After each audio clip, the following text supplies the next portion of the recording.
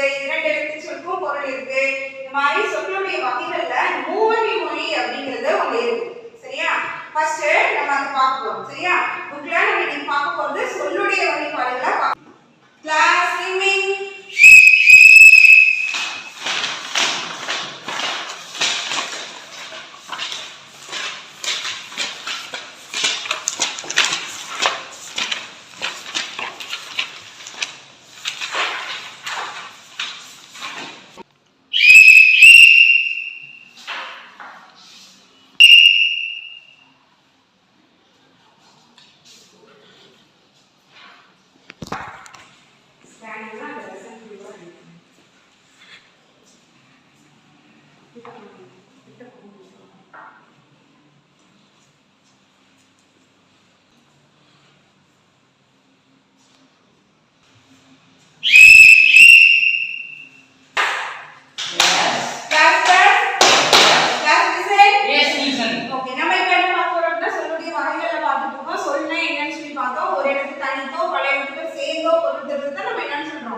சொல்லுன்னு சொல்றோம். சரியா? அதுக்குரிய பொருளானது இருக்கும். பொருள் என்ன? மீனிங்ஃபுல்லா இருக்கும். ஒரு சொல் எந்த எழுத்துக்கள் சேர்த்தாலும் அந்த சொல்ல நம்ம சொல்லிட முடியாது. புரியுதா?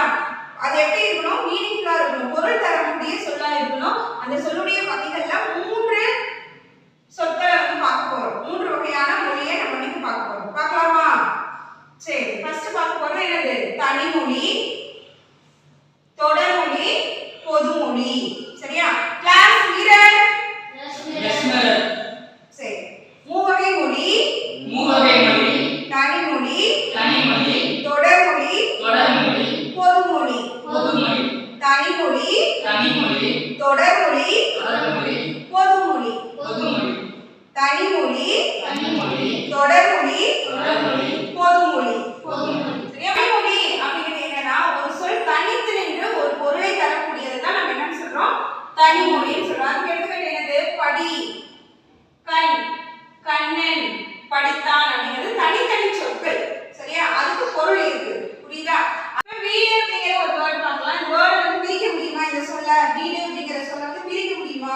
பிரிக்க முடியாது. சரியா? அப்படி பிரிச்சு ஒரு தரம் வந்துச்சுன்னா அதை பகாவதம் சொல்றோம். அதே மாதிரி பாடினார் அப்படிங்கறத பிரிக்க முடியும். சரியா? அது ஒரு காலத்தை குறிக்குது. அது என்ன பெண்பாள்ங்கிற அந்த பால் வகையை குறிக்குது. ஒருமையா கண்மையாங்கிறது குறிக்குது. அப்படி பிரிச்சாலும் ஒரு தரதா வரது என்னன்னு சொல்றோம்?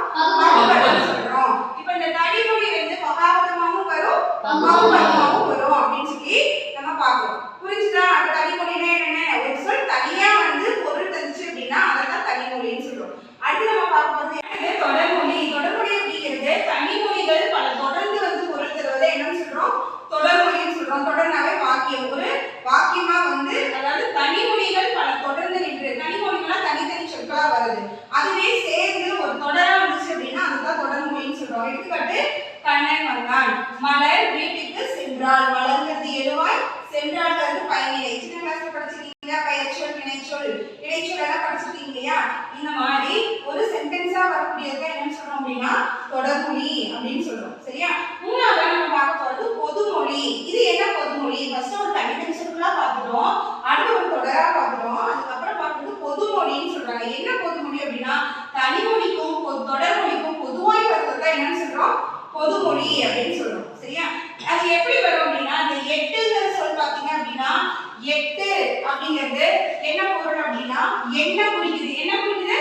எண் அப்படிங்கிற நம்பர்ஸ் குறிக்குது. 8 அப்படிங்கிற நம்பர்ஸ் குறிக்குது. அதுவே இத பிரிக்கும் பொழுது எல் கூட்டல் து அப்படின்னா எல்லை முன் என்னன்னு சொல்றோம்? எல்லை முன் அப்படிங்கிற பொருள் தான் வருது. சரியா? அடுத்தது நம்ம பார்க்க போறது வேங்கை அப்படின்னு சொல்றோம். வேங்கை அப்படிங்கிறது ஒண்ணு மரத்தை குறிக்குது, இன்னொன்னு வேங்கிற கை அப்படிங்கிற இன்னொரு பொருளை குறிக்குது. சரியா? தனிமொழிக்கும் பொதுமொழிக்கும் தொடர்மொழிக்கும் பொதுவாக என்னன்னு சொல்றோம்? பொதுமொழின்னு சொல்றோம். தனியா ஒரு பொருளை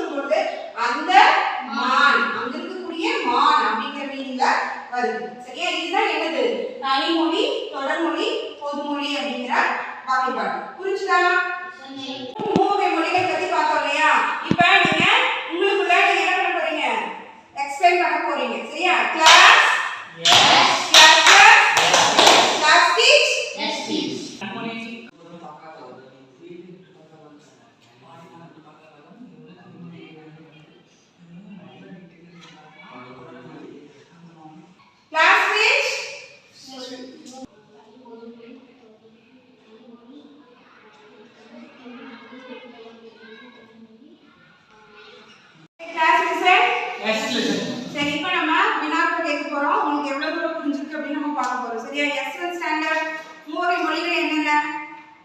தனிமொழி, பொருள்மொழி, தொடர்மொழி. பொருள்மொழியா பொதுமொழியா? பொதுமொழி. Very good. சரி சந்தியா ஸ்டாண்டர்ட் தனிமொழி என்றால் என்ன?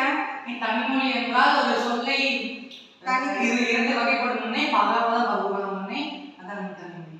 அவ்வளவுதானா? எடுத்துக்காட்டு வீடு என்பதை பிரிக்க முடியாது. அது வந்து பகவதம் முன்னே.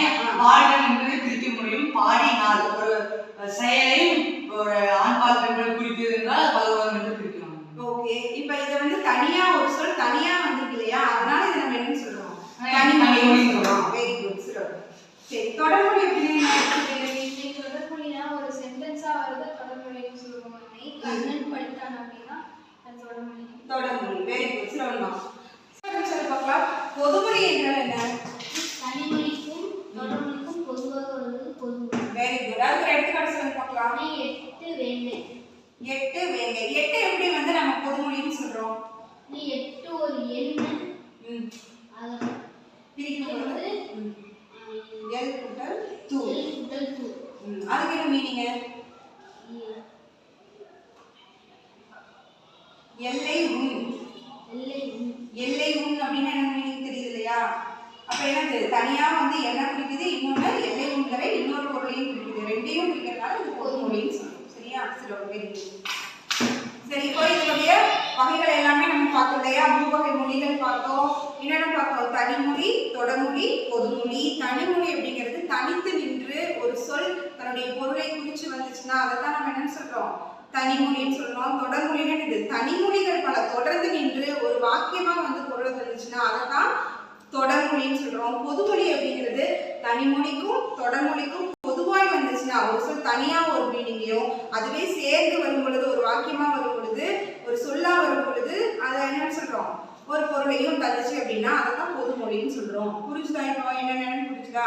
சரி இதுல நீங்க என்ன பண்றீங்க அப்படின்னா நாளைக்கு தனிமொழிக்கு ஒரு 5 எடுத்துக்காட்டுகள், தொடர்மொழிக்கு ஒரு 5 எடுத்துக்காட்டுகள், பொதுமொழிக்கு ஒரு 5 எடுத்துக்காட்டுகள் வந்து நாளைக்கு எழுதிட்டு வரணும். சரியா? அதுதான் இன்னைக்கு கொடுக்கக்கூடிய வீட்டு பாடம். புரிஞ்சுதா? சரி நீங்க இப்போ எல்லாருமே வந்து இந்த இலக்கணம் வந்து புரிஞ்சு ஆன்சர் பண்ணீங்க இல்லையா? அதுக்காக உங்களுக்கு ஸ்கோர் போர்டு 10க்கு எவ்வளவு கொடுக்குறேன்? 10 கொடுக்குறேன். சரியா? Very good.